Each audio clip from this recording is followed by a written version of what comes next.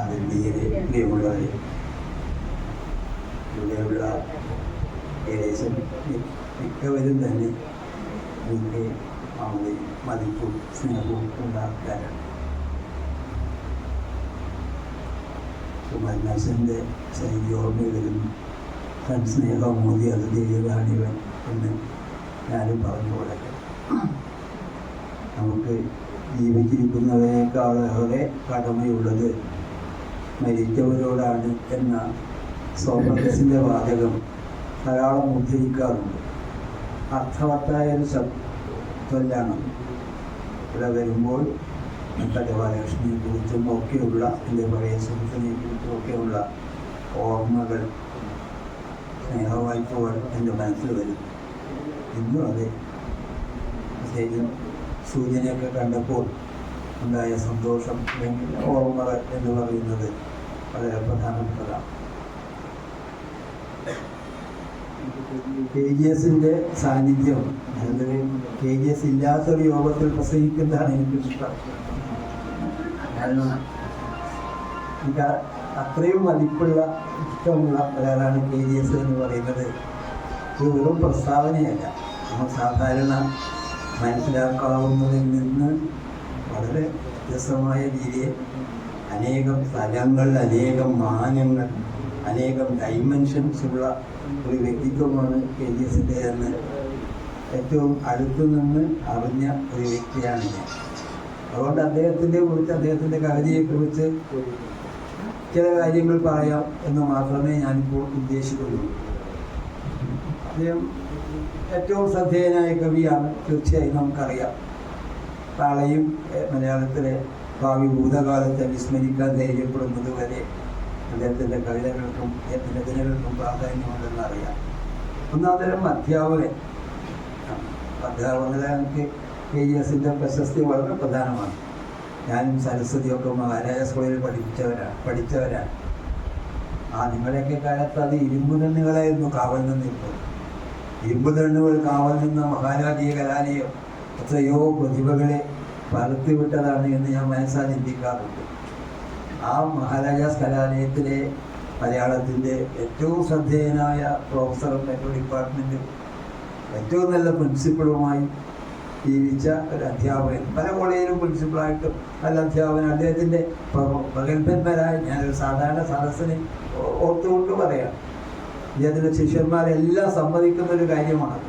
ഒരു അധ്യാപകൻ എന്ന നിലയിൽ, ഒരു പ്രിൻസിപ്പൾ എന്ന നിലയിലൊക്കെയുള്ള KGS വ്യക്തിത്വം വളരെയേറെ ശ്രദ്ധാർഹമായിരുന്നു. പ്രഭാഷണത്തെ അദ്ദേഹം തികഴ്ത്തി പറഞ്ഞു. ഞാൻ അദ്ദേഹത്തോട് വിയോജിക്കുന്നൊരു കാര്യമാണത്. മലയാളത്തിലെ ഏറ്റവും നല്ല സാഹിത്യ പ്രഭാഷകന്മാരിൽ, സാഹിത്യം മാത്രമല്ല ഏറ്റവും നല്ല പ്രഭാഷകന്മാരിൽ ഒരാളാണ് KGS. അദ്ദേഹത്തിന് താല്പര്യമില്ല എന്നുള്ള വേറെ കാര്യം. പക്ഷേ വിശിഷ്ടമായ വാക്കിൻ്റെ മുഴക്കം കൊണ്ടും നിലപാടിൻ്റെ ബലം കൊണ്ടും ഈ പ്രശസ്തി എന്ന് പറയുന്നത് എന്താ? നിലപാടിൻ്റെ നിഴലാണ് പ്രശസ്തി. അപ്പോൾ ആ രീതിയിൽ കാര്യങ്ങളെ പറയാനുള്ളൊരു കഴിവുള്ള ഏറ്റവും നല്ലൊരു പ്രഭാഷകനാണ്. മറ്റൊന്ന് നല്ല റേഞ്ചാണ്. പറയാൻ KGS ഉണ്ടാവരുത് ഞാൻ ആഗ്രഹിക്കുന്ന ആ അർത്ഥത്തിലാണ്. അപ്പോൾ വായനാശീലം എന്നൊക്കെ പറഞ്ഞാൽ വലിയൊരു വായനക്കാരനെ ഈ KGS അറിയപ്പെടാറില്ല. പക്ഷെ എനിക്കറിയാം, ഒരുപക്ഷെ കേരളത്തിലെ ഏറ്റവും നല്ല വായനക്കാരൻ ആ വംശം ഇപ്പോൾ കുറഞ്ഞു വരികയാണ് എന്നുള്ളത് വേറെ ദുഃഖ സത്യം. ഏറ്റവും നല്ല വായനക്കാരൻ, ഏറ്റവും ഒരു ക്രോസ് കോർഡിനേഷൻ ഓഫ് ഐഡിയാസ് എന്നൊക്കെ പറയാറുണ്ടല്ലോ. പല വിഷയങ്ങളെക്കുറിച്ചും ഏത് രാഷ്ട്രീയം, ഫിലോസഫി, സാഹിത്യം, ചിത്രകല, സിനിമ തുടങ്ങി ഏത് വിഷയത്തെക്കുറിച്ചും വളരെ ആഴത്തിൽ പോകുന്ന സ്വന്തമായ സാധാരണ KS ഉദ്ധരിക്കാറുള്ളൊരു വാക്യമുണ്ടല്ലോ, സ്വന്തമായ കൊട്ടയും നിലയുമുള്ള ഒരു വ്യക്തി എന്ന് പറയാറ്. കൊട്ടയും വലയും എന്നാണ് പറയുന്നത്. സ്വന്തമായ കൊട്ടയും വലയുമുള്ള ഒരു വ്യക്തി എന്ന് പറയാവുന്ന രീതിയിൽ തൻ്റെ ഒരു സ്വന്തമായ നിലപാടുകൾ, പിന്നെ കണ്ടംപററിയാണ്, അപ്ഡേറ്റാണ്. നമ്മൾ മനസ്സിലാക്കേണ്ട ഒരു വ്യക്തിത്വമാണ്. ഏത് കാര്യങ്ങളെക്കുറിച്ചും ഏറ്റവും പുതിയ കാര്യങ്ങൾ സ്വന്തമായ കാഴ്ചപ്പാടോടെ കാണാനും മനസ്സിലാക്കാനും അത് എസിമിലേറ്റ് ചെയ്യാനുമുള്ള KGS കഴിവ് എന്ന് പറയുന്നത് എന്നിൽ വളരെയേറെ അസൂയ ഉണ്ടാക്കിയിട്ടുണ്ട് എന്ന് പറഞ്ഞാൽ അതൊട്ടും അത്യുക്തിയല്ല. അത്രയും ഒരുപക്ഷെ അതാണ് ഞാൻ പറയുന്നത്, സാന്നിധ്യം എന്നെ വിഷമിപ്പിക്കുന്നു പറഞ്ഞ അർത്ഥത്തിലാണ്. ഞാൻ ഇടപെട്ടതിൽ നിന്ന്, ഞാൻ മനസ്സിലാക്കിയതിൽ നിന്ന് ആധുനികരായ എഴുത്തുകാർ ഏറ്റവും വലിയ ദക്ഷിണാശാലി ആര് എന്ന ചോദ്യത്തിന് എൻ്റെ മനസ്സിൽ ഞാൻ പറയുന്ന ഉത്തരം KGS ആണ്. ആ രീതിയിലുള്ള എല്ലാ കാര്യങ്ങളും യോജിക്കുന്നതിന് അർത്ഥമില്ല. ആ രീതിയിലുള്ള ഒരു വലിയൊരു വ്യക്തിത്വമാണ് KGS എന്നുള്ളത്. അദ്ദേഹത്തെ കാണുകയും കേൾക്കുകയും ഒക്കെ ചെയ്യുന്നത് തീർച്ചയായും നല്ലത് എന്ന അർത്ഥത്തിൽ സാഗരിയുടെ ഇന്നത്തെ യോഗത്തിന് അതിൻ്റെതായ പ്രാധാന്യമുണ്ട്. അതിലൊക്കെ അദ്ദേഹം ചെയ്യുന്നതാണ്. ഈ KGSന്റെ പ്രസംഗം കഴിഞ്ഞാൽ എൻ്റെ പ്രസംഗം ഒഴിവാക്കാവുന്നതാണ് എന്ന വിശ്വാസക്കാരനാണ് ഞാൻ. അതൊരു സ്വത്വപ്രകാശനം, ഒരു അതിജാഗ്രമായ ആ ഒരു നിഷ്കർഷ എല്ലാ കാര്യങ്ങളിലും അദ്ദേഹം പുലർത്തുന്നു എന്നുള്ളതാണ് പ്രത്യേകത. ഞാൻ പൊതുവിൽ യോഗം തുടങ്ങിയത് കൊണ്ട് അതിൻ്റെ KGSന്റെ കവിതയുടെ ചില സ്ഥലങ്ങളെക്കുറിച്ച് ഒന്ന് പറഞ്ഞു പോകാം എന്ന് മാത്രമേ ഞാൻ സ്വന്തം നിലബുദ്ധി എൻ്റെ ഈ പ്രഭാഷണത്തെ കണക്കാക്കുന്നുള്ളൂ. സരസ്വതി ഭംഗിയായി സൂചിപ്പിച്ചു. ഒരു 50കളുടെ മലയാള കവിതയുടെ ഒരു രീതി 50കളുടെ അവസാനം 60കളുടെ ആരംഭം ആയപ്പോൾ കവിതയുടെ ചില മാറ്റങ്ങളുമുണ്ട്. M. ഗോവിന്ദൻ്റെ കവിതകളിൽ, NV കൃഷ്ണവാര്യരുടെ കവിതകളിൽ ഒക്കെ വന്ന അയ്യപ്പ പണിക്കരുടെ കുരുക്ഷേത്രം, മാധവൻ അയ്യപ്പത്തിൻ്റെ മണിയറ കവിതകൾ സൂചിപ്പിക്കുകയുണ്ടായി. കക്കാട്, പാലൂര്, ചെറിയാൻ, ആറ്റൂര്, വിഷ്ണുവരാൻ നമ്പൂതിരി, കടമ്മനിട്ട, സുഗതകുമാരി, അച്യുതാനന്ദൻ, ഇതിലൊക്കെ കൂടിയിട്ട് ഒരു നവീനത ഒന്നുണ്ടായി. ഞങ്ങളൊക്കെ ആ ഒരു മോഡേണിസത്തിൻ്റെ അതിൻ്റെ ഒരു സുഖം അല്ലെങ്കിൽ അതിൻ്റെ ഒരു എല്ലാ ഇതും അനുഭവിച്ച് വളർന്നവരാണ്. 70കളിലോ 60കളിലൊക്കെ ആ വിദ്യാർത്ഥി ജീവിതത്തിൻ്റെ അവസാന ഘട്ടത്തിലൊക്കെ വരുന്ന കാലബോധവും ലോകബോധവും കലാബോധവും ഒക്കെ കഴിയുന്നത്ര ഉൾക്കൊള്ളണം എന്ന ആഗ്രഹത്തെ തപസ് ചെയ്തവരാണ് എന്ന് പറഞ്ഞാൽ അത് അത്യുക്തിയാണെങ്കിലും അസ്ഥാനം തന്നെ. അതാണ് ആ കാലത്തിൻ്റെ ഒരു പ്രത്യേകത. 60കളിൽ ഒരു പിഴച്ച കാലം ഇത് കൈകാലം എന്നൊക്കെ പറയും, പൂന്താനൊക്കെ പറയുന്നവർ ഒരു പിഴച്ച കാലമായിരുന്നു. 60-ലെത്തി 60 കഴിഞ്ഞ് 70കളിലേക്ക് വരുമ്പോഴൊക്കെ ഞാൻ KGS പറഞ്ഞല്ലോ. ഞാൻ KGSനെ ആദ്യമായി കണ്ട ദിവസം ഞാൻ എൻ്റെ മനസ്സിൽ ഇപ്പോൾ അത് ഓർമ്മയുണ്ട്. അന്ന് എൻ്റെ കയ്യിൽ 2 പുസ്തകം ഉണ്ടായിരുന്നു. KGS ഒന്ന് നോക്കിയിട്ട് വെച്ചു. എന്നോടുള്ള സ്നേഹപ്രകടനം കൂടിയായിരുന്നു. ഒന്ന് സ്റ്റുഡൻറ് പവർ, അതൊരു പ്രധാനപ്പെട്ട പുസ്തകമായിരുന്നു. അതായത് ഫ്രഞ്ച് റെവല്യൂഷൻ 1968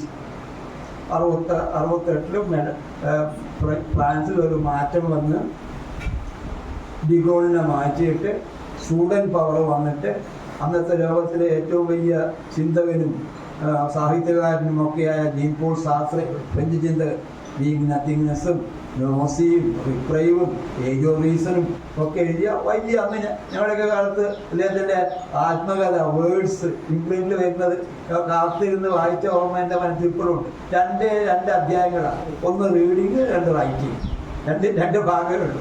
അപ്പം അന്ന് ഈ സ്റ്റുഡൻറ്റിൻ്റെ കോവൻ ബെന്നറ്റ് എന്നിവരായ സ്റ്റുഡൻറ്റിൻ്റെ വിദ്യാർത്ഥി നേതാവിനെ ഇൻ്റർവ്യൂ ചെയ്യാൻ വേണ്ടി പോകുന്നത് നോബൽ സമ്മാനം കിട്ടിയിട്ട് അത് വേണ്ട എന്ന് പറഞ്ഞ അസ്തിത്വവാദത്തിൻ്റെ ആചാര്യനായ ജീൻ പോൾ സാർട്രെയാണ്. അതാണ് സ്റ്റുഡൻറ് പവർ, ഫ്രഞ്ച് റെവല്യൂഷൻ 1968. അങ്ങനെ വന്നൊരു മാറ്റം. അപ്പോൾ മോഡേണിറ്റി വന്നതാണ്.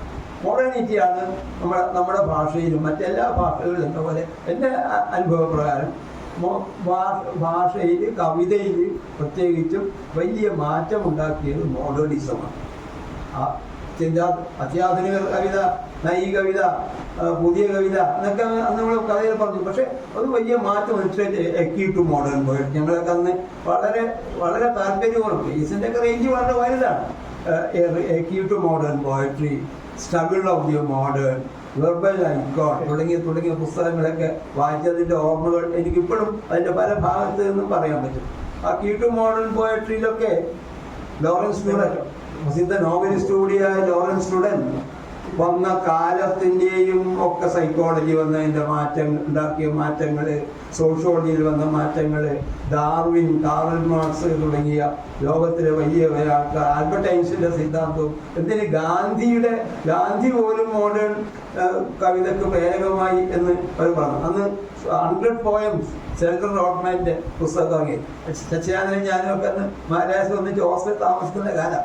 പയ്യൻകമയിലൊക്കെ പുതിയ പുസ്തകങ്ങൾ അബ്സേർഡ് ഡ്രാമകളെ കുറിച്ച് അങ്ങനെ ഓരോ രംഗത്തും പുതിയ പുതിയ പുസ്തകങ്ങൾ പോയിപ്പോയെന്ന് അതൊരു നല്ല കാലമായി. സാഹിത്യത്തെ സംബന്ധിച്ചിടത്തോളം ജീവിതബോധത്തെ സംബന്ധിച്ചിടത്തോളം ഒക്കെ തന്നെ ഞങ്ങളിലൊക്കെ ഉണ്ടാക്കിയ ഒരു പുതുമയുടെയൊക്കെ ഒരു വലിയ കാലമായിരുന്നു ഈ മോഡേണിസം എന്ന് ഞാൻ അഭിപ്രായപ്പെടുന്നു. അപ്പോൾ ആ കാലത്ത് കുറേ ലിറ്റിൽ മാഗസിൻസ് വന്നു. ഞാനൊരു പഴയ കാലത്ത് ഒരു മാറ്റം ഉണ്ടാക്കിയതിനെ പറ്റി പറയാം. ഒരുപാട് ലിറ്റിൽ മാഗസിൻസ് എത്തി. ഇപ്പോൾ മലയാളത്തിൽ തന്നെ സമീക്ഷ, കേരള കവിത, യുഗരശ്മി, അക്ഷരം, ജ്വാല, എൻ്റെ സുഹൃത്ത് കൽപ്പറ്റ എഡിറ്റ് ചെയ്ത, അങ്ങനെ ഒരുപാട് ഡിജിറ്റൽ മാഗസിൻസ്. അതെന്തുണ്ടാക്കി? അത് മോഡേണിറ്റിയെ ത്വരിപ്പിച്ചു. എന്താണ് മോഡേണിറ്റി? ചേഞ്ച് ഇൻ സെൻസിബിലിറ്റി എന്ന് പറയും. സെൻസിബിലിറ്റിയിൽ വന്ന മാറ്റം നമ്മുടെ ഭാവവൃത്തത്തിൽ വലിയ മാറ്റം ഉണ്ടാക്കി എന്ന് പറഞ്ഞു. അതിനനുസരിച്ചിട്ട് കുറെ കാവ്യസമാഹാരങ്ങൾ വന്നു. പ്രത്യേകിച്ചും പുതുമുദ്രകൾ. ആദ്യം ഇതിനെ കിട്ടിയൊക്കെ വന്ന ഒരു നല്ല പുസ്തകം ഓർക്കുകയാണ്, പുതുമുദ്രകളാണ്. പിന്നെ ആദ്യ കിരണങ്ങൾ വന്നു, ഹരിശ്രീ വന്നു, പുതുപ്പിറവി വന്നു, കരികാല കവിത വന്നു. ഇതൊക്കെ ആകുമ്പോൾ ഒരു ആധുനികതയെ കുറിച്ചുള്ള, പ്രത്യേകിച്ച് മലയാള കവിതയിലേക്കുള്ള മാറ്റങ്ങളെ പറ്റിയുള്ള ഒരു സങ്കല്പങ്ങൾ വ്യക്തമായി വന്നു. പക്ഷെ ആ മോഡേണിസത്തിന് പ്രധാനമായിട്ട് രണ്ട് രീതി ഉണ്ടായിരുന്നു. എന്താണ്? മലയാളത്തിലെ മോഡേണിസം എന്ന് പറയുന്നത് അത് യൂറോപ്യൻ രീതികളോട് ഒത്തുചേർന്ന് എന്നതായിരുന്നു. അതൊരു കാര്യം. മറ്റൊന്ന്, അപ്പോഴും റൊമാൻറ്റിക് ഭാവങ്ങളിൽ നിന്ന് കാൽപ്പനിക ഭാവങ്ങളിൽ നിന്ന് വിട്ടുപോകുന്നിരുന്നില്ല. അതൊക്കെ ചൂണ്ടിക്കാണിച്ചുകൊണ്ട് അതിനെയൊക്കെ വിമർശിച്ചുകൊണ്ടാണ് KGS-ൻ്റെയൊക്കെ കർണൻ്റെ അരങ്ങേറ്റം എന്നൊക്കെ പറയുന്ന പോലെ KGS-ൻ്റെയൊക്കെ അരങ്ങേറ്റം എന്ന് ഞാൻ ഓർക്കുകയാണ്. ഇത് അകങ്കവിതകളാണ് എന്ന് KGS ഒക്കെ ഒന്ന് പറഞ്ഞു. ഈ നമ്മൾ ഇതുവരെ പറഞ്ഞു വരുന്നത് അകങ്കവിതകളാണ്. ഉള്ളിലേക്ക് പോകുന്ന, ഇത്തരം ആത്മലീതി അനുഭവിക്കുന്ന, മനുഷ്യലോകത്തെ കുറിച്ചുള്ള ലോകബോധമോ കാലബോധമോ ഇല്ലാത്ത കവിതകളാണ് എന്ന അർത്ഥത്തിൽ ഇത് അകങ്കവിതകളാണ് എന്ന് പറഞ്ഞു. അങ്ങനെയാണ് ബംഗാൾ വരുന്നത്. മലയാള കവിതയിലെ ഒരു ചരിത്ര സന്ധിയിൽ ഏറ്റവും ശ്രദ്ധേയമായ കവിത എന്ന് ഇന്ന് എല്ലാവരും അംഗീകരിക്കുന്ന ഏറ്റവും പ്രധാനപ്പെട്ട കവിതയാണ് KGS-ൻ്റെ ബംഗാൾ. അപ്പം അതൊക്കെ ഉണ്ടാക്കിയ ഈ മലയാള കവിതയിലും നമ്മളുടെ സെൻസിബിലിറ്റിയും ഒക്കെ ഉണ്ടാക്കിയ മാറ്റങ്ങൾ എന്ന് പറയുന്നത് മലയാള കവിത അപ്പം മാറി.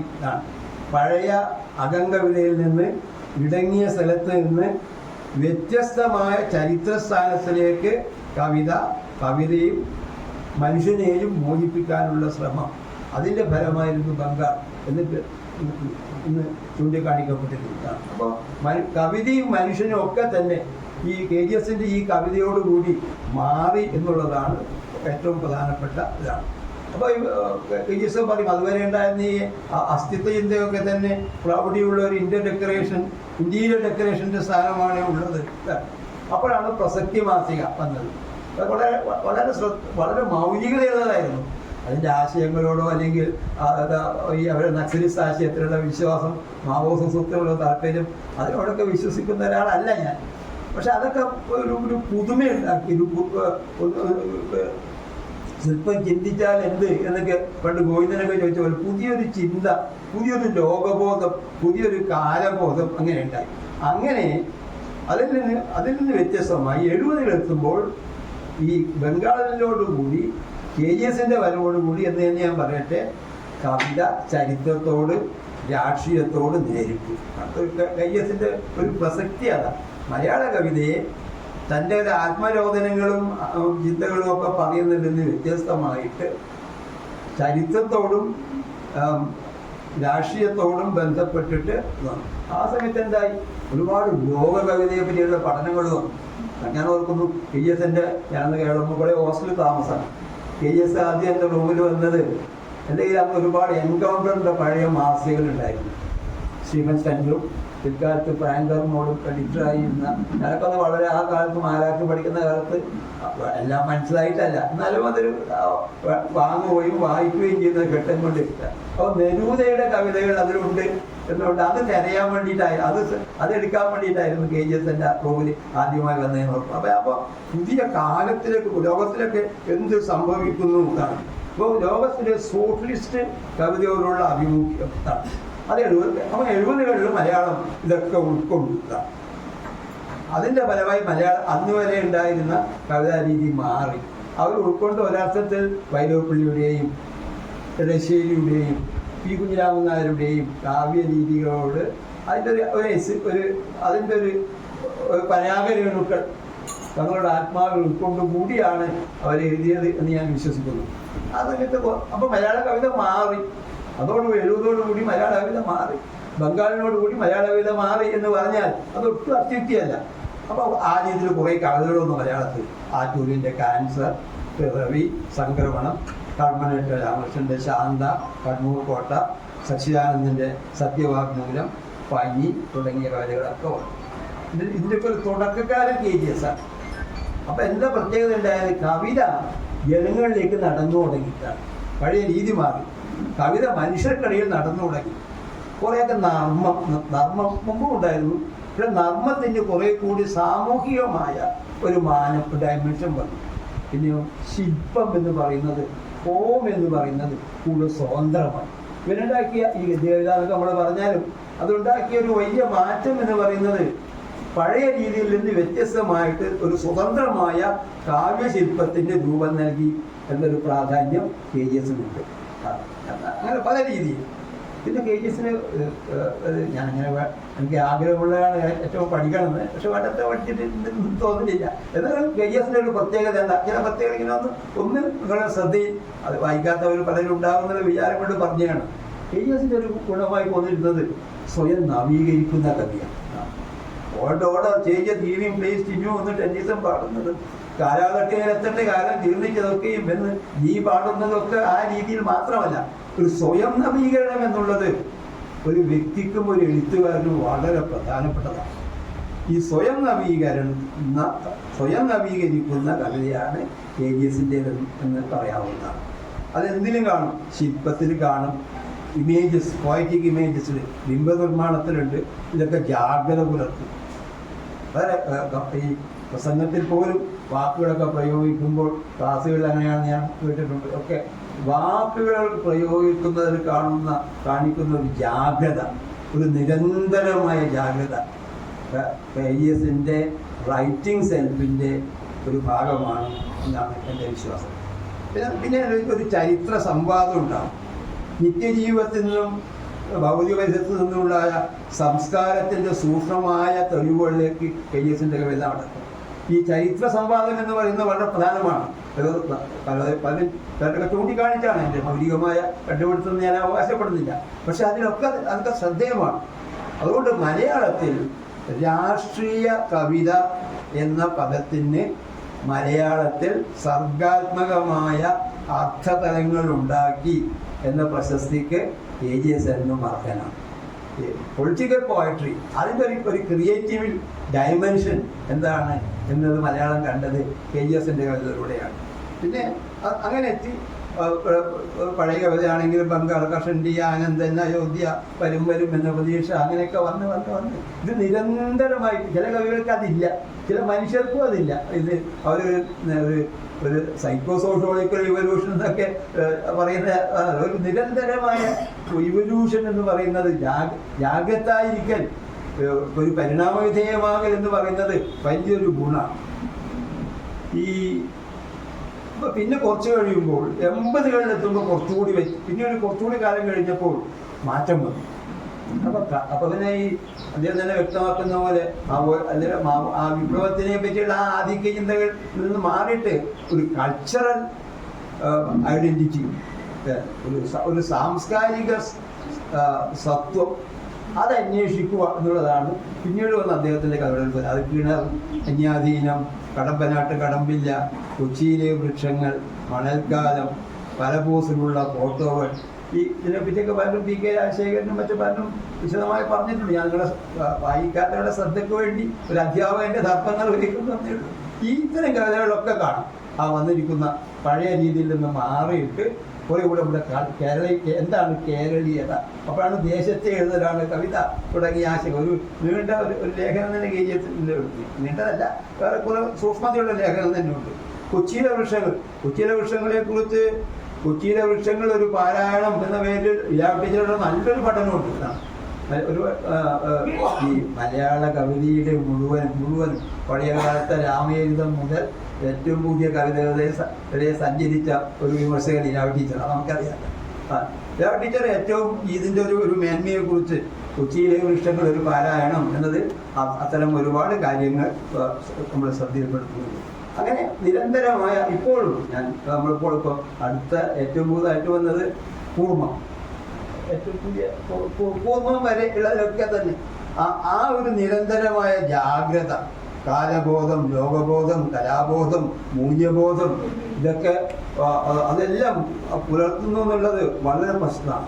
പിന്നെ മറ്റൊരു പ്രത്യേകത, എന്നോട് അത്ര വേണ്ടത്ര അടുക്കും കിട്ടിയില്ലാണ്ട് പറഞ്ഞു പോവുകയാണ്, കൺസ്യൂമറിസത്തിൻ്റെ എതിരായിട്ട് നമ്മളൊക്കെ ഉപഭോഗ സംസ്കാരത്തിൻ്റെ പിടിയിൽപ്പെട്ടു പോകുന്നു.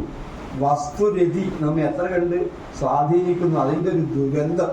അതിനെ പല കവിതകളിലും പ്രഭാഷണങ്ങളിലും ഒക്കെ പറ്റി പറഞ്ഞിരിക്കുന്ന ഒരു വ്യക്തിത്വം KGS ആണ്. നന്നല്ല അങ്ങാടികൾ, കുടമറ, പല കവിതകളും ഓർമ്മ വരുന്നു, ഞാൻ വിശദീകരിക്കുന്നില്ല. മെഴുക്കുപുരൻ്റെ ചാരുവശേല, പല പോസിലുള്ള ഫോട്ടോകൾ, അസുന്ദരം, തിരസ്കാരം, കഥനം, ഓരോ കവിതകളും വളരെ വ്യത്യസ്തമാണ്. ഇംഗ്ലീഷിലൊരു പുസ്തകമുണ്ട്, ദ പോയം ഇറ്റ്സെൽഫ്. ഒറ്റ കഥകൾ, നല്ല പുസ്തകമാണ്, വളരെ പ്രസിദ്ധമായ പുസ്തകമാണ്. കുറേ ഒറ്റ കഥകൾ തിരഞ്ഞെടുത്തിട്ട് അതിസൂക്ഷ്മമായി അതിനെപ്പറ്റി പഠിക്കുന്നതാണ്. KGSൻ്റെ കവിതകൾ ആ ഗണത്തിൽപ്പെട്ടതാണ്.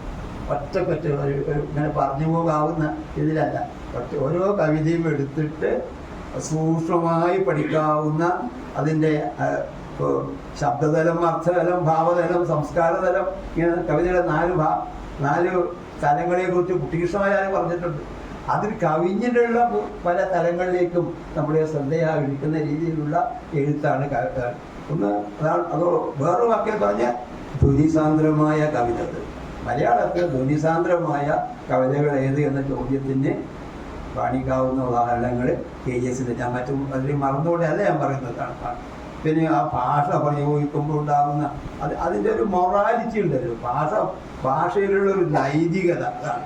ധ്വനിസാന്ദ്രതയുള്ള പദങ്ങൾ ഉപയോഗിക്കൽ, അതിൻ്റെ പ്രത്യേകത, വർത്തമാനത്തോട് സമകാലികവുമായി സംവദിക്കൽ, അതിന് കലഹിക്കൽ, അത് പ്രതിപ്രവർത്തിക്കൽ, ഇതൊക്കെയാണ് അദ്ദേഹത്തിൻ്റെ. പിന്നെ പ്രത്യയശാസ്ത്രങ്ങളുടെ ബഹുസ്വരത, അതാണ് അതൊരു പ്രധാനപ്പെട്ട പോയിന്റ്. KGSൻ്റെ വ്യക്തിത്വത്തിൻ്റെ തന്നെ ഒരു വശം എന്ന് പറയുന്നത് ബഹുസ്വരതയാണ്. ഇതാണ് ഇന്ന് അറിവ് എന്ന് പറയുന്നത് നമ്മളെപ്പോഴും ആവർത്തിച്ച് പറയാറുണ്ട്. ഇന്ന് അറിവ് എന്ന് പറയുന്നത് പോളിഫോണിക്കാണ്. ആഗതർക്കും ഇരുവസ്വരങ്ങളാൽ സ്വാഗതം പറയുന്ന സരോജിനി യോഗിയെ വശകനാക്കി എന്ന് കുമാരനാശാൻ നളിനിയിൽ പറയുന്നത് ഒന്ന് മാറ്റി പറഞ്ഞാൽ, ആഗതർക്ക് വിവിധ സ്വരങ്ങളാൽ സ്വാഗതം പറയുന്ന സരോജിനിയാണ് ഇന്ന് അറിവ്. ഇംഗ്ലീഷിൽ ചൊല്ലുണ്ട്, ഇംഗ്ലണ്ടിനെ കുറിച്ച് മാത്രം അറിയുന്നവൻ ഇംഗ്ലണ്ടിനെ കുറിച്ച് ഒന്നും അറിയുന്നില്ല. ഒരു ചൊല്ല് ഞാനും ഉണ്ടാക്കാം. ഒരു വിഷയത്തെക്കുറിച്ച് മാത്രം അറിയുന്നവൻ ഒരു വിഷയത്തെക്കുറിച്ചും അറിയുന്നില്ല എന്ന് മനസ്സിലാക്കാവുന്ന രീതിയിൽ വ്യത്യസ്ത വിഷയങ്ങൾ, വ്യത്യസ്ത ആശയങ്ങൾ ഒരു പ്രത്യേക അതിർവരമ്പില്ലാതെ യോജിച്ചിരിക്കുന്ന ഒരു കാലഘട്ടത്തിലൂടെയാണ്. യോജിച്ചിരുന്നോ എന്നുള്ളതിൻ്റെ സംശയമുണ്ട്. ഇപ്പോൾ ഒരു കാലഘട്ടം, അതാണ് നമ്മൾ പറഞ്ഞത്. ഇന്ന് അറിവ് പോളിഫോണിക്കാണ്. ഈ ബഹുസ്വരത, പ്രത്യയശാസ്ത്രങ്ങളുടെയൊക്കെ ബഹുസ്വരത, സംസ്കാരത്തിൻ്റെ ബഹുസ്വരത ഏറ്റവും അധികം കാണുന്ന കവി KGS ആണ്.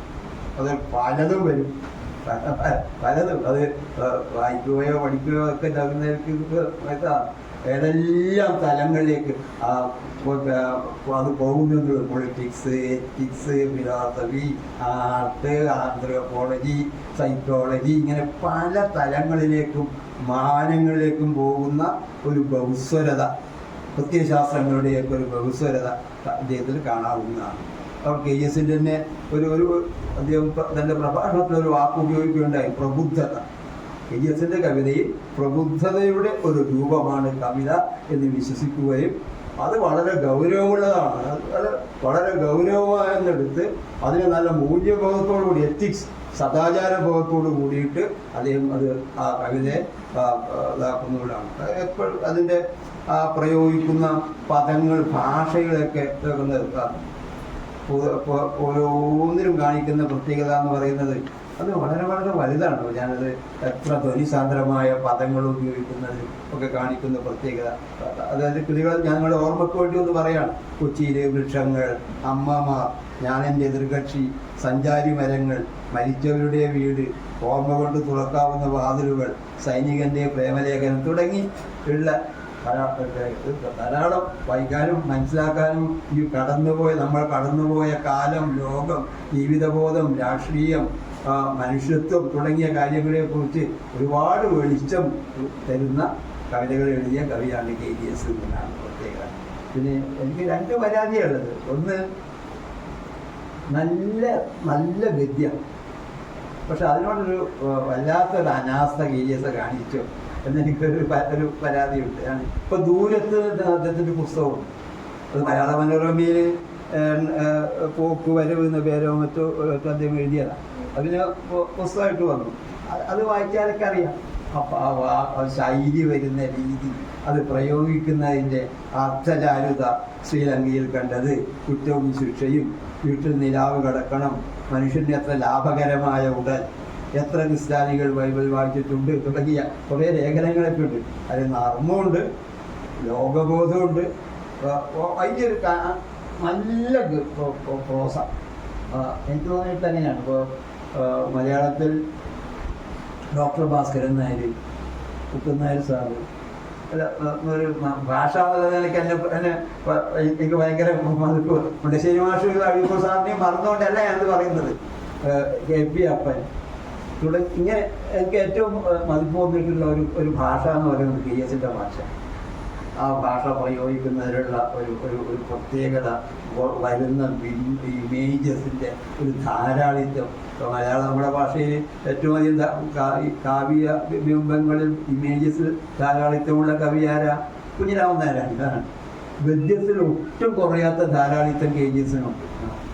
ഒട്ടും അനൗചിത്യമില്ലാതെ ധാരാളം ഇപ്പം അടുത്ത് ഈ മാസം ഇറങ്ങിയൊരു പുസ്തകമാണ് KGSൻ്റെ മൂവന്തിക്ക് കുന്നുകയറി വന്ന ഈണങ്ങൾ. ഇപ്പം ഈ മാസം ഇറങ്ങിയൊരു പുസ്തകം. അതിലൊക്കെയുള്ള ലേഖനങ്ങളൊക്കെ വായിച്ചാൽ മതി. പറയുന്ന രീതിയും ആറാമത്തിനെ പറ്റി പറയുന്നതിലുണ്ട്, ആറ്റിവിറ്റിയെ പറ്റി പറയുന്നതിലുണ്ട്, അപ്പോഴൊക്കെ പ്രയോഗിക്കുന്ന ഭാഷാ പ്രയോഗങ്ങളുണ്ട്. അങ്ങനെ പലതും വളരെ അതിലൊക്കെയുള്ള പ്രത്യേകത വളരെ വലുതാണ്. ഞാൻ സൂചിപ്പിക്കുകയുണ്ടായി. ഞാൻ ഒതുക്കാം, പറയുന്നത് എനിക്കിഷ്ടമാണ്, പക്ഷേ ഞാൻ ഒതുക്കുന്നു. ഒന്ന് വായനയുടെ റേഞ്ച്, നല്ല സംഘാടകനാണ്. അത് ആൾക്കാർ ഒരു കാലത്ത് കേരളത്തിലുള്ള ഞാൻ അടുത്ത് നിന്ന് കണ്ടതാണ്. ഈ പ്രസക്തിയുടെ കാര്യം പറഞ്ഞു. അതുപോലെ കേരളത്തിലുള്ള മിക്ക കോളേജിൽ നിന്നുള്ള കുട്ടികൾ വന്നിട്ട് അവരുടെയൊക്കെ മാഗസിൻസൊക്കെ ചെയ്യൽ KGS ആണ്. അങ്ങനെ കുറേ പാഴ്ജോലികൾ നമുക്ക് ജീവിതത്തിൽ ചെയ്യേണ്ടി വരുമെന്ന് ഞാൻ പഠിച്ചത് KGSൽ നിന്നാണ്. അതാണ് അതൊരു ഒരു പുതിയൊരു സെൻസിബിലിറ്റി, പുതിയൊരു സംസ്കാരം ഉണ്ടാക്കാൻ വേണ്ടിയിട്ടുള്ളൊരു ശ്രമമാണ്. ആ മാതിരി ഇപ്പോൾ കേരള കവിതയുടെ ഞാനും ഒക്കെ ഉണ്ടായിരുന്നു. അതിൽ ബാലകൃഷ്ണനൊക്കെ ആ പ്രകൃതക്കാരനാണ്. മോഡേണിറ്റിക്ക് വേണ്ടിയിട്ട് അതിൽ ആ ഒരു ബെഞ്ച് ഓഫ് മൈൻഡ് ഉണ്ടായിരുന്ന ആളായിരുന്നു. ഇപ്പോൾ സർഗസംവാദങ്ങളുണ്ടാവും ഓരോ ദിക്കിലും. പുതിയ തലമുറ ഓർക്കേണ്ട ഒരു കാര്യമാണ്. ഒരു പ്രയോജനമില്ല എന്നാണ്. കായിൽ പൂ മതിക്കുമ്പോഴൊന്നും പുണ്യമായി എണ്ണിയിടാത്തവരെന്ന് വൈലോപ്പിളിയൊക്കെ പറഞ്ഞു ഓർക്കുന്നു. പീച്ചിയിലുണ്ടാവും, മലമ്പുഴയിലുണ്ടാവും. വളരെ കേരളത്തിൻ്റെ കവിതയെയും ജീവിതബോധത്തെയും ഫിലിം സംസ്കാരത്തെയും ചിത്രബോധത്തെയും രാഷ്ട്രീയ ബോധത്തെയും ഒക്കെ ഒരുപാട് മാറ്റം ഉണ്ടാക്കിയാണ് മലമ്പുഴയിലെ ക്യാമ്പും പീച്ചിയിലെ ക്യാമ്പും. സർഗസംവാദങ്ങൾ ഗോവിന്ദൻ്റെയൊക്കെ നേതൃത്വത്തിൽ ധാരാളം മറ്റുള്ള ആൾക്കാരുണ്ട്. അതുപോലെ തന്നെ കേരള കവിതയുടെ ഓരോ സ്ഥലത്ത് വെച്ച് ഓരോ കേരള കവിത റിലീസ് ചെയ്യും. അതിനോട് ബന്ധപ്പെട്ട് ചില നാടകങ്ങളൊക്കെ ഉണ്ടാവും. എറണാകുളത്ത് ശങ്കരപ്പള്ളിയുടെ ശങ്കരപ്പള്ളിയുടെ ബന്ദി, പിന്നെ കാവാലത്തിൻ്റെ നാടകം. അതുപോലെ അങ്ങനെ നാടകത്തിനോട് ഞാൻ അതൊക്കെ കണ്ട് എൻ്റെ ഓർമ്മ വെച്ച് പറയും. അതൊക്കെ KGS ഉണ്ടെന്ന് അർത്ഥം ആണ്. ഈ വേണുവൊക്കെ നാടകത്തിൽ അഭിനയിക്കുന്ന ഒരു സംസ്കൃത നാടകങ്ങളൊക്കെ രാജേന്ദ്ര വിധാനത്തിൽ ഇതൊക്കെ ഉണ്ടാക്കിയ മാറ്റം എന്ന് പറയുന്നത് വളരെ നല്ല മാറ്റമായിരുന്നു. മലയാളികളുടെ ജീവിതത്തിൽ, അവരുടെ സാമൂഹ്യ ബോധത്തിൽ, അവരുടെ സംസ്കാര ബോധത്തിലൊക്കെ വലിയൊരു മാറ്റം. അത്തരമൊരു അതിലൊക്കെ KGS ഉണ്ട്. ഒരുപക്ഷെ എനിക്ക് തോന്നുന്നു എം ഗോവിന്ദൻ കഴിഞ്ഞാൽ വലിയ ആളായിരുന്നു, വളരെ വളരെ അടുപ്പമുള്ള ആളാണ്, വളരെ വളരെ സ്നേഹമുള്ള ആളാണ്. കഴിഞ്ഞാൽ പിന്നെ ആ രീതി ഒന്ന് വലുതായി സംഘടിപ്പിക്കുന്ന ചില ആൾക്കാരുണ്ട്. സാഹിത്യകാരന്മാരായിട്ട് ഞാനത് കണ്ടിട്ടുള്ളത് CN ശ്രീകണ്ഠനായല്ല, ഒരു പിന്നെ MK നായർ, ചില ആൾക്കാരുണ്ട്. അവരൊരു കാര്യം ചെയ്യുമ്പോൾ അത് വളരെ വലുതായി മാറും പെട്ടെന്ന്. ഉദാഹരണം പറയാം, തൃശ്ശൂരിൽ വിശ്വദർശന തുടങ്ങി കുറേ ലോക ഫിലോസഫിയെ പറ്റിയുള്ള അതിഗംഭീരമായ പ്രഭാഷണങ്ങൾ. ഇപ്പോഴത്തെ നമ്മുടെ മീറ്റിങ്ങുകളെ പോലെ അല്ല, വളരെ വളരെ ആഴത്തിലും വക്വതയിലൊക്കെ പോകുന്ന ഒന്നാം തരം പ്രഭാഷണങ്ങൾ, കുറേ പുസ്തകങ്ങൾ. അങ്ങനെയാണ് നെരൂദ വന്നത്, അങ്ങനെയാണ് ഇവാൻ ഇലിച്ചിൻ്റെത് വന്നത്, അങ്ങനെ ആ രീതിയിൽ ചോംസ്കിയുടെ പറ്റിയുള്ള പുസ്തകങ്ങൾ വന്നത്. അതിൽ ശശികാന്തനുണ്ടായിരുന്നു, ഫാദർ പുൽക്കുത്തിയിലുണ്ടായിരുന്നു, ഞാനും ഉണ്ടായിരുന്നു. പക്ഷെ അതിന് കാര്യങ്ങളൊക്കെ പ്ലാൻ ചെയ്ത് നടത്തുന്നത് KGS-ആണ്. ആരെ കൊണ്ട് എഴുതിക്കണം, അതെങ്ങനെ ചെയ്യണം, അതെങ്ങനെ പ്ലാൻ ചെയ്യണം, ആരൊക്കെ വേണം, അതിലൊക്കെ ഉള്ള ഒരു എൻസൈക്ലോപീഡിയൊക്കെ മൈൻഡുണ്ട്. അങ്ങനെ അതൊരു ഞാനത് CN ശ്രീകണ്ഠനായരുടെ അടുത്ത് നിന്നും കണ്ടിട്ടുണ്ട്. എന്തൊക്കെ ഒരു കാര്യം അത് ഓർഗനൈസ് ചെയ്യുമ്പോൾ CN ശ്രീകണ്ഠനായർ 50 വയസ്സിന് മുമ്പ് മരിച്ചു. CN ശ്രീകണ്ഠനായർ അത് പ്ലാൻ ചെയ്യുമ്പോൾ അപ്പോൾ അതൊരു ഇന്റർനാഷണലായി മാറും. അങ്ങനെ ഒരു സംഘാടകത്വത്തിനുണ്ട്. ഇപ്പോൾ കസൻ സാർക്കീസിൻ്റെ പുസ്തകം വലിയ പ്രശ്നമുണ്ടായ സമയത്ത് ലാസ്റ്റ് ടെംപ്റ്റേഷൻ ഓഫ് ക്രൈസ്റ്റ്, അന്ന് ഇതിനൊക്കെതിരായിട്ട് ഭയങ്കരമായ ജാഥകളും സമ്മേളനങ്ങളൊക്കെ നടത്തി. വലിയ ജാഥയും വലിയ സമ്മേളനങ്ങളുമായിരുന്നു. അത് ഒഴിഞ്ഞു നിരുന്ന അതിൻ്റെ ഒരു മാസ്റ്റർ മൈൻഡ് KGS-ആണ്, എനിക്ക് അടുത്തതെന്നറിയാം. അതുപോലെ അങ്ങനെ പലതും. ഇപ്പോൾ ഭാരതീയത, സുവർണക്കോടിൻ്റെ പ്രസിദ്ധമായ ഒരു പുസ്തകം, നല്ല പുസ്തകമാണ് ഭാരതീയത എന്നൊരു പുസ്തകം. അത് തൃശ്ശൂർ പബ്ലിക് ലൈബ്രറിയിൽ ഒരാഴ്ച നടത്തിയ പ്രഭാഷണത്തിൻ്റെ ഫലമായിട്ടുണ്ടായതാണ്. അത് തൃശ്ശൂർ പബ്ലിക് ലൈബ്രറിയും ഫാദർ പുൽക്കുത്തിയും ഒക്കെ നടത്തിയെന്നാണ് പ്രശസ്തി. അതിൻ്റെ മുഴുവൻ അത് സക്സസ് ആക്കുന്നതിൻ്റെ മുഴുവൻ പ്രവർത്തനത്തിൻ്റെയും മാസ്റ്റർ മൈൻഡ് KGS-ആയിരുന്നു. അങ്ങനെ അതൊരു മാസ്റ്റർ മൈൻഡിൻ്റെ പ്രത്യേകതയാണ്. ഒരു മാസ്റ്റർ ബിൽഡർ എന്നൊക്കെ നമ്മൾ പറയാറില്ലേ, ആ രീതിയിലുള്ള ഒരു തലം. അത് പിന്നെ KGS-നുള്ളൊരു ദോഷം, തൻ്റെ പല കഴിവുകളും അദ്ദേഹം തന്നെ വേണ്ടാന്ന് നോക്കും. എന്താണ് അങ്ങനെ ഒരു ഇതുണ്ട്.